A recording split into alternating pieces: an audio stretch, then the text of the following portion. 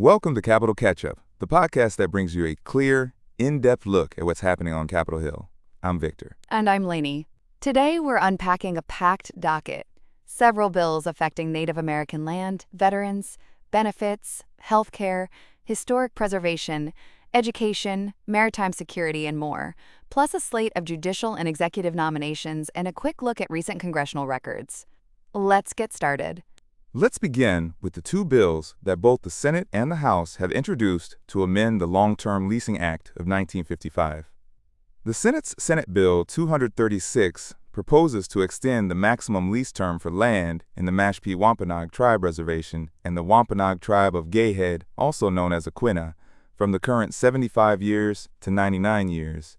And the House took up the same issue with House Resolution 681. Which passed the House on March 3, 2026, and was sent to the Senate Committee on Indian Affairs. The historical context is that the Long-Term Leasing Act was originally designed to give tribes a way to generate revenue while keeping land in trust, but the 75-year cap has become a constraint for long-range development projects. Extending to 99 years could allow these tribes to secure larger, more stable investments, think housing, renewable energy, or tourism facilities, without the pressure of a looming lease expiration.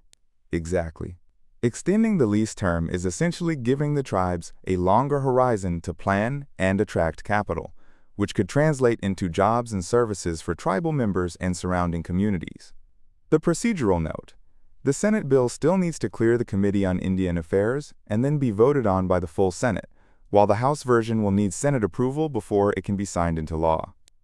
Moving on, the Senate introduced the Love Lives On Act of 2025, Senate Bill 410.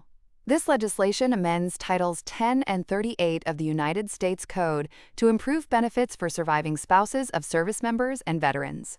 One key change is that surviving spouses who remarry will no longer automatically lose their survivor benefit plan eligibility. The bill also expands TRICARE dependent definitions to cover remarried widows or widowers whose subsequent marriage ends, and it continues survivor benefit plan eligibility for certain remarried spouses. That's a big deal for families who have already endured loss. Historically, the survivor benefit plan has been a cornerstone of military family support, but the remarriage rule has been a point of contention. By allowing benefits to continue, the bill acknowledges that a surviving spouse's need for financial security doesn't disappear just because they choose to remarry later. The bill still needs to pass the Senate and then the House, where it will likely face bipartisan support given its focus on military families. Next, let's talk about healthcare. Senate Bill 475, the Alternatives to Prevent Addiction in the Nation Act, aims to improve access to non-opioid pain management drugs for Medicare beneficiaries. It would require Medicare Part D plans to cover these drugs with no deductible and lower coinsurance, and it would ban step therapy and prior authorization hurdles that often delay treatment. By removing cost and administrative barriers, the bill hopes to steer patients towards safer pain relief options and curb opioid dependence. The bill is bipartisan and slated to take effect on January 1, 2026, if enacted. It will go through the Senate Finance Committee before a full Senate vote, then the House Energy and Commerce Committee. Shifting to historic preservation, we have two parallel efforts to recognize the General George C. Marshall House in Virginia. The Senate introduced Senate Bill 603, and the House reported House Resolution 1352 on April 2, 2026. Both bills would designate the Marshall House as an affiliated area of the National Park System, managed by the George C. Marshall International Center, with technical assistance from the Interior Department. The distinction here is that an affiliated area does not transfer ownership to the federal government, nor does it obligate the Secretary of the Interior to fund operations. Instead, it creates a partnership that can boost tourism, education, and preservation without imposing new tax burdens. The bills also explicitly protect adjacent private property rights and avoid creating buffer zones, which addresses concerns from local landowners. Speaking of naming, Senate Bill 790 would redesignate the National Historic Trails Interpretive Center in Casper, Wyoming, as the Barbara L. Cuban National Historic Trails Interpretive Center. The bill, introduced by Senators Lummis and Barrasso on February 27, 2025, is now with the Committee on Energy and Natural Resources. Renaming a federal facility is largely symbolic, but it honors former Representative Cuban's contributions to Wyoming and to historic trail preservation. Now let's turn to land transfers that affect tribal sovereignty. House Resolution 2302, the Shingle Springs Band of Miwok Indians Land Transfer Act of 2025, passed the House and was sent to the Senate Committee on Indian Affairs.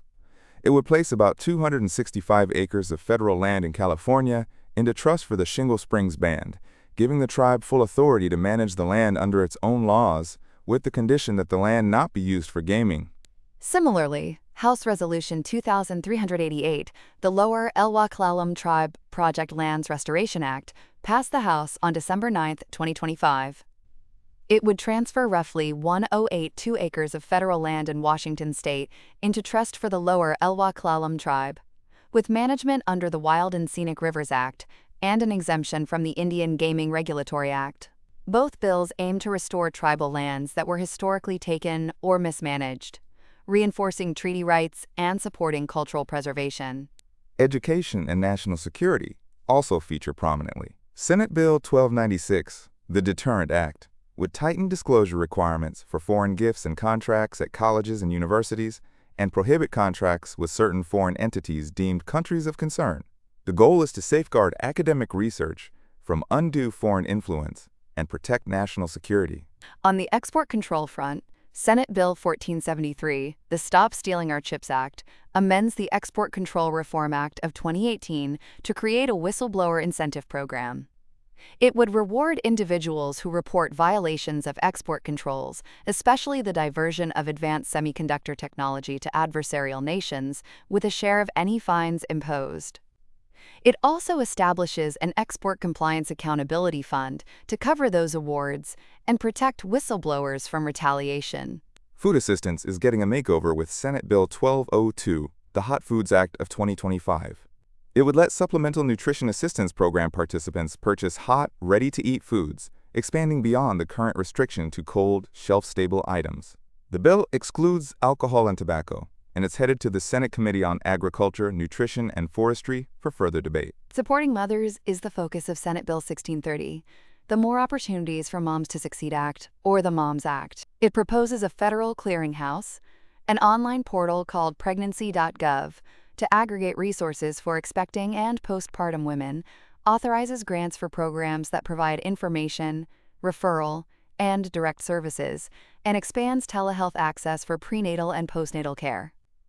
If enacted, it could streamline the often fragmented support system for mothers across the country. Maritime security gets a boost with Senate Bill 1541, the Shipbuilding and Harbor Infrastructure for Prosperity and Security for America Act of 2025. The bill seeks to increase domestic shipbuilding and repair capacity, expand the maritime workforce, and modernize ports and shipyards. It also calls for removing training barriers, encouraging innovation, and emphasizing environmental stewardship. The legislation frames a strong maritime industry as essential to both national defense and economic prosperity. That's a comprehensive look at the legislative side. Let's shift to the nominations that are moving through the Senate. First, Sharia Akins Clark of South Carolina has been nominated to be a United States District Judge for the District of South Carolina, filling the seat vacated by Judge Robert Bryan Harwell's retirement. Her confirmation would add to the diversity of the federal bench. Also nominated is Evan Rickier from the Virgin Islands to serve as a judge for the District Court of the Virgin Islands for a 10-year term, replacing Judge Wilma Antoinette Lewis, whose term has expired. This appointment is important for maintaining a full complement of judges in the territorial courts. On the attorney side, we have several United States attorney nominations: Zachary Keller for the Western District of Louisiana, Kevin Holmes for the Western District of Arkansas, William Boyle for the Eastern District of North Carolina, Andrew Benson for the District of Maine, and Brian David Miller for the Middle District of Pennsylvania. Each will replace a predecessor and will be responsible for federal prosecutions and civil litigation in their respective districts. In the executive branch, Ademola Adewale Sadiq of New York has been nominated as United States Director of the African Development Bank, a role that will shape U.S. engagement with development financing across the continent. And Matthew Anderson of Colorado has been nominated as Deputy Administrator of NASA, stepping in after the resignation of Pamela A. Melroy. Both positions will require Senate confirmation and will influence U.S. policy in their arenas. Finally, let's touch on the recent congressional daily records. On May 19, 2026, the House recognized a range of community achievements, from designating May as PSP and CBD Awareness Month to honoring veterans, housing milestones, and local conservation efforts. Representative Subramaniam highlighted the need for more research funding for neurodegenerative diseases, while Representative Johnson raised concerns about rising healthcare costs for constituents. The session underscored the personal side of legislation, how policy decisions affect everyday Americans. The day before, on May 18, 2026, the Senate opened with a prayer and the Pledge of Allegiance, then moved into a heated debate over Iran's threat, the president's foreign policy moves, and a proposed Department of Justice slush fund. Senator Schumer pushed for a Democratic War Powers resolution to end the conflict, while Senator Grassley defended the administration's stance.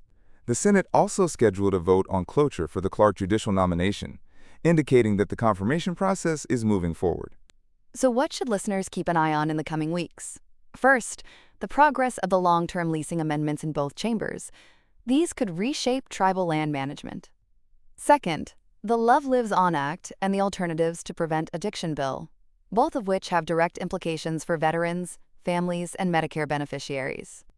Third, the historic preservation bills for the Marshall House and the Barbara L. Cuban Center, which will affect tourism and heritage education.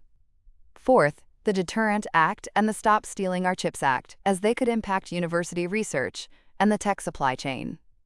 Finally, watch the Senate's upcoming votes on the judicial and attorney nominations, especially the Clark confirmation, which will affect the federal judiciary in South Carolina. That wraps up today's deep dive. Thanks for joining us on Capitol Catch-Up. We'll be back soon with more analysis of what's happening in Washington. Stay informed, stay engaged, and have a great week. Until next time.